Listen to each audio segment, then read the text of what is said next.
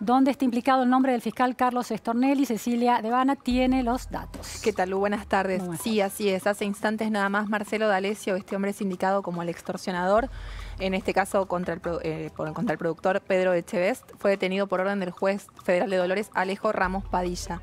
La detención se produjo en el Country St. Thomas de Canning, donde vive D'Alessio, y en estos momentos está siendo trasladado a uno de los edificios de Prefectura Naval, la fuerza que encabezó el operativo de detención, donde va a pasar la noche en este edificio del barrio de Retiro, para ser mañana trasladado al Juzgado Federal de Dolores, donde será indagado por Ramos Padilla, ¿no? Por esta acusación de haber extorsionado, haber pedido $300.000 en nombre del fiscal Carlos Stornelli. Cecilia, ¿la acusación y la denuncia del productor agropecuario es contra Marcelo D'Alessio o es contra el fiscal o es contra ambos? No, es contra D'Alessio en primer lugar.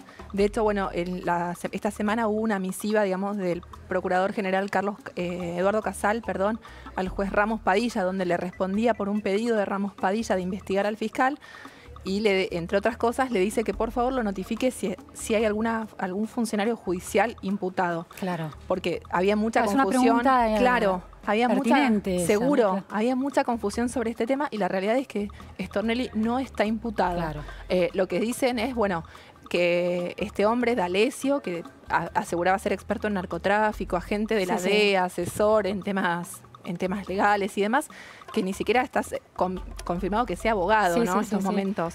Que él utilizaba, el nombre de Stornelli para, decir si podía sacar a alguien que estaba vinculado a Cuadernos y que esa persona no tuviera un eventual problema legal. Bueno, es una distinción importante porque quedó tan en el foco de la opinión pública el fiscal Carlos Stornelli a partir de esa denuncia. Es decir, el productor cuando va a Dolores a hacer la denuncia introduce el nombre de Marcelo D'Alessio y el relato de Marcelo D'Alessio. Claro, exactamente, porque aparte el productor tuvo el contacto con D'Alessio, no así con Stornelli, ¿no? D'Alessio decía llevar en nombre de Stornelli determinados pedidos, exigencias, incluso en un principio le pide medio millón de dólares y después como que arregla en 300.000.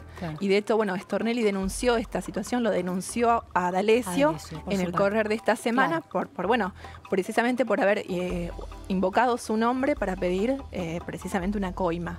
Eso está en manos del juez Ercolini y de la fiscal Alejandra Mángaro, que probablemente en el curso de los próximos días requieran el impulso de esa investigación. Perfecto. Con lo cual probablemente haya un tema de competencia, porque en los dos juzgados sería investigado D'Alessio por un delito muy similar, ¿no? Claro. Habría que ver una cuestión. Stornelli dice que él lo denuncia en Buenos Aires porque es donde se habría concretado el pago de la coima en Puerto Madero. Y por eso no en Dolores. Y Echevest dice que lo denunció en Dolores porque el pedido fue en Pinamar. Claro, porque ahí había suspicacias desde el juez. Exactamente, porque Alejo Ramos Padilla es un juez muy ligado al kirchnerismo, fue subrogante primero en Bahía Blanca, después fue designado en Dolores, entonces había como cierta suspicacia por eso. Y precisamente que el pedido se haya concretado en Pinamar también llamaba un poco la atención, ¿no? Claro. Y desde, el jefe de los fiscales, de alguna manera, no deciden avanzar con el pedido de la justicia porque no está imputado el fiscal Carlos Stornelli en la causa. Claro, exactamente. Y aparte le dice a Ramos Padilla en la carta, digamos, en la misiva con la que le responde al pedido de Ramos Padilla, le dice que todo lo que le estaba pidiendo es competencia del juez, que no corresponde al procurador, ¿no? Entonces ahí puede hacerlo, pero tiene que hacer el juez. Exactamente, exactamente. Bien. Con lo cual ahí queda un poco despejada o zanjada esta discusión y le dice, esto es tu responsabilidad, llévalo adelante, ¿no? Y Cecilia, ¿hay información de que el juez va a seguir con esa línea de investigación hacia la figura de Stornelli? Todavía no tenemos demasiadas precisiones, es un juzgado realmente muy hermético que incluso sorprende con esta detención porque hace apenas 36 horas había allanado el domicilio de D'Alessio, que incluso también había sido allanado por el juez Federico Villena de Lomas de Zamora, que lo tiene a D'Alessio involucrado en el marco de otra investigación. Anterior, ¿no? Exactamente, bastante anterior. Con lo cual, en cuestión de días, D'Alessio se convirtió en un personaje central, tanto en Dolores como en Lomas de Zamora, como en Comodoro Pi, ¿no? O sea, ahí es como omnipresente en estos juzgados federales. Y realmente un protagonismo inesperado. Bien, veremos qué sucede con esa causa. Exactamente, ¿no? Que es también importante que llegue algún resultado. Cecilia, ¿qué novedades hay en el caso de Amado Vudú? Bueno, Amado Vudú estamos esperando que se concrete en cualquier momento la decisión, que se conozca la decisión de la Cámara de Casación. Los jueces Mariano Borinsky, Juan Carlos Geminiani y Gustavo Hornos tienen que decidir sobre si el ex vicepresidente vuelve a prisión en el marco de la causa Chicone, donde ya fue condenado por el Tribunal Oral Federal 4 a 5 años y 10 meses de prisión. Hubo audiencia esta semana, se esperaba que en el correr de las horas siguientes se dispusiera la detención de Vudú, cosa que hasta ahora no sucedió, pero probablemente podría suceder en las próximas horas del lunes, en las primeras horas del lunes. ¿Y esa detención en este punto es apelable? Bueno, ahí hay una discusión. La defensa de Vudú y la Fiscalía ante Casación, el fiscal Javier de Luca, sostienen que el pedido tanto de la Unidad de Información Financiera como de la Oficina Anticorrupción, que son las dos querellantes en representación del Estado, de pedir la prisión preventiva de Vudú en este caso, no corresponde. Los organismos consideran que sí, y tanto la defensa como la fiscalía dicen que eso se tendría que concretar una vez que la condena contra Vudú esté firme, lo cual tampoco está lejos de suceder. O sea, de un modo u otro, eventualmente Vudú volvería a prisión en el curso del próximo mes. No obstante, haciéndole lugar a este pedido de la OA y de la UIF, podría concretarse el lunes. Cecilia, esa prisión eventual que se efectivizará en el caso de Vudú, ¿lo deja en prisión por cuánto, con sentencia firme en ese caso? No, la sentencia firme llegaría fines de febrero o principios de marzo, probablemente. De este año. De este año, sí. Pero a partir de ahí, si la sentencia queda firme... Ahí no le queda más remedio e iría a prisión. ¿Por cuánto tiempo? Bueno, 5 años y 10 meses es la condena, pero probablemente sea un poco menos de tiempo, por el tiempo que él ya estuvo preso. Se computaría eso. Perfecto. Pero bueno, ahí tiene esa novedad, Vudú, importante para él. Sí, lo más probable es que la semana que viene se concrete eso.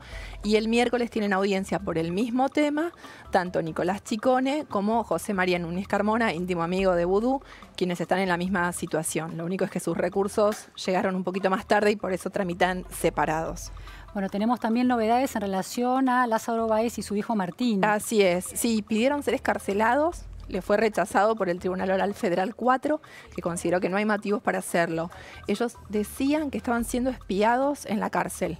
Lo dicen en el marco de estas escuchas que se conocieron también vinculadas a los exfuncionarios K detenidos, que también surgieron en torno de D'Alessio y de esta operación. Barata. Claro, exactamente. En torno del fiscal Stornelli y de la operación que habría para poder correrlo de la investigación de los cuadernos de las coimas. Y a ellos manifestaron estar siendo espiados y bueno. Y es escuchados ilegalmente. Eso ilegalmente, exactamente, porque los teléfonos, recordemos, del pabellón de Ezeiza, donde estaban intervenidos en el marco de una causa de narcotráfico, que es de ahí precisamente de donde surgen las escuchas que demuestran que los exfuncionarios K estaban al tanto de esta operación que venía contra Stornelli, ¿no? ¿Era esperable que se rechazara la excarcelación? Sí, absolutamente. En el caso de los dos, realmente, sobre todo en el de Martín, que fue muy reciente, que lo detuvieron, pero también en el de Lázaro, donde tuvo prisión preventiva 2 años y se le fue confirmada y estirada hasta ahora sigue, digamos, en prisión preventiva. Con lo cual era muy poco factible que tuvieran éxito en el pedido. Igual lo hicieron, pero no tenían mucha chance de... Y en el caso de Lázaro Báez y de su hijo Martín, ¿ha habido ya negociaciones judiciales o puede haberlas para que se conviertan en arrepentidos? Puntualmente en el caso de la ruta del dinero K, no podrían porque ya está elevado a juicio. Pero en otros expedientes sí todavía estarían a tiempo de hacerlo, pero hasta ahora que sepamos no ha habido esa presentación. Porque no hay interés por parte de la defensa en solicitarlo. Tampoco, exactamente. Pero sí, y estamos atentos a eso. Por ejemplo, el caso de Víctor Manzanares, el contador de los expresidentes, sí hubo un sondeo para que se convierta en arrepentido también en el caso Tesur.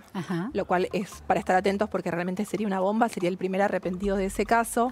Y no sería un detalle menor que sea Manzanares porque era el hombre que sabía todos los secretos económicos que habrían permitido todo el lavado de dinero. Toda la ingeniería, ¿no? Exactamente, para desviar el dinero, sacarlo al exterior y bueno, cómo se produjo todo este escape de dinero sobre el cual todavía hay muchas dudas de cómo se pudo realizar, ¿no?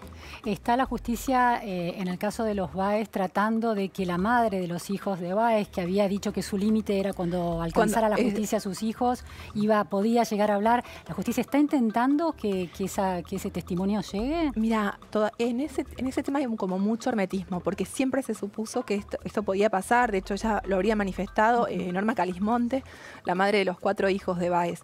Y cuando se produjo la detención de Martín, bueno, ahí fueron las expectativas. Claro, pero comentaste, sí, claro, hasta ahora no ha habido novedades. Pero realmente eso sería una hecatombe, porque bueno, ella aparte tiene sus 4 hijos, puntualmente en el banquillo los acusados ahora de la ruta del dinero acá, pero bueno, también están involucrados en otros de los casos que alcanzan a la ex familia presidencial, claro, y a Lázaro Báez mismo, ¿no? Pero por ahora ese silencio no se eso no se rompió. No hay colaboración con la justicia. Exactamente, por ahora no hay novedades. Bien. Y a ver. También Carolina Pocchetti, sí, otro de los casos que esta semana hubo movimientos. Carolina Pocchetti, hoy lo que supimos es que Casal, el procurador, presentó un pedido ante la Corte para que se revoque el sobreseimiento que hubo, con el que fue beneficiada Pocchetti por parte del juez Luis Rodríguez, ¿no? Juez sobre el cual esta semana también tuvimos muchas novedades respecto del pedido de investigación que inició el Consejo de la Magistratura.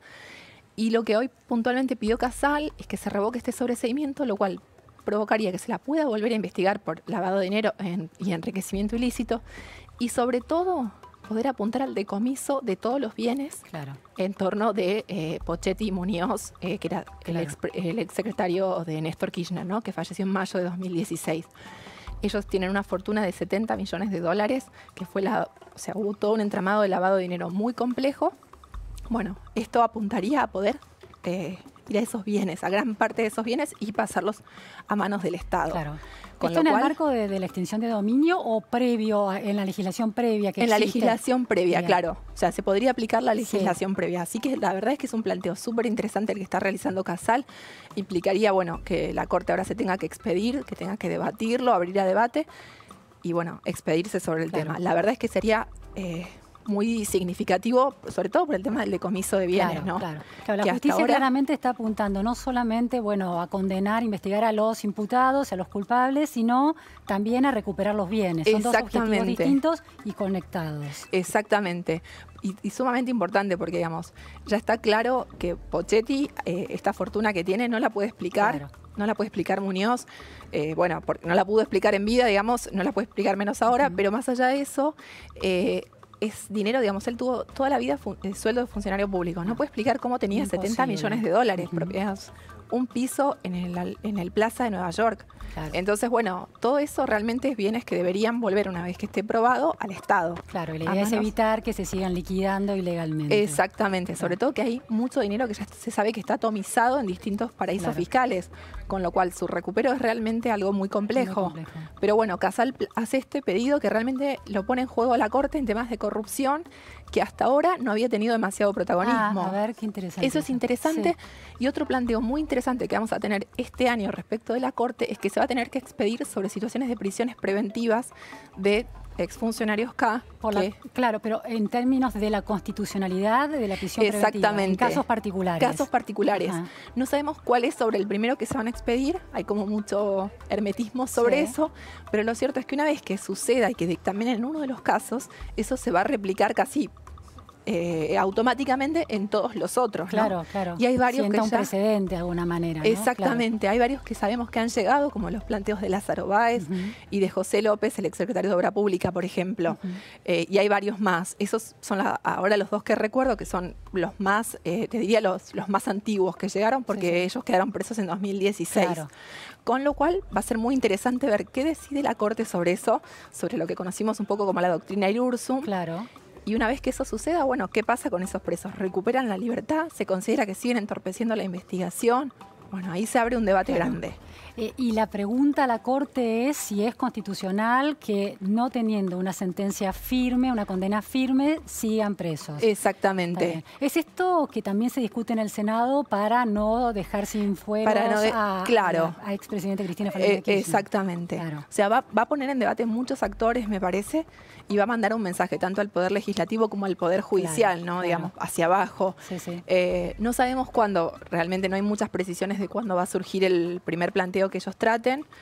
No hay versiones sobre si será voto dividido, mayoría. Hasta ahora Hasta ahora no hay demasiadas precisiones. Bien. Y les va a plantear un escenario distinto. Hasta ahora recuerdo que haya fallado en casos de corrupción, en el caso de Florencia Kirchner, sobre el tema del embargo del dinero. Sí. Pero es el único puntualmente ahora que recuerdo y no han fallado demasiado más en torno a eso. Aparte este es más estructural, ¿no? El tema de la prisión preventiva, ¿no? Exactamente. Claro, afecta a otros casos también. Totalmente. Claro. La verdad que va a ser un lindo debate y hay que estar atentos a eso. ¿Cuándo se supone que llega este...?